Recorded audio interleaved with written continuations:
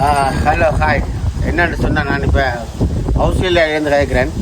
நான் என்னென்னு சொன்னால், இந்த விவசாயத்துக்காக முன்னுரிமை கொடுக்கணுன்றதுக்காக தமிழ்நாட்டு மக்களுக்கு நமது அண்ணன் சீமானவர்களுடைய தலைமையில் இன்றைக்கு நாம் தமிழர் கட்சியில் வாக்கு சேகரித்து கொண்டிருக்கணும்.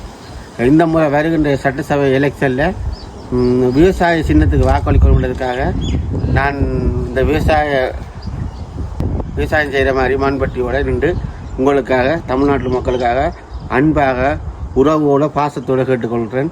இந்த முறை வருகின்ற எலெக்ஷனில் சீமான் அண்ணன் தலைமையில் நடக்கின்ற இந்த நாம் தமிழர் கட்சிக்கு வாக்களிங்க. வருகின்ற தேர்தலில் விவசாய சின்னத்துக்கு மறந்துடாமல் விவசாய சின்னத்துக்கு வாக்களிங்க.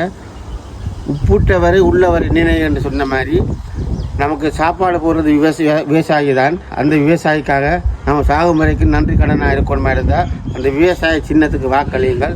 என் அன்பு உறவான, உங்கள் உறவான, தொப்புள்கொடி உறவான இலங்கை தமிழன் அன்பன் ஆஸ்திரேலியாவிலேருந்து பேசுகிறேன்.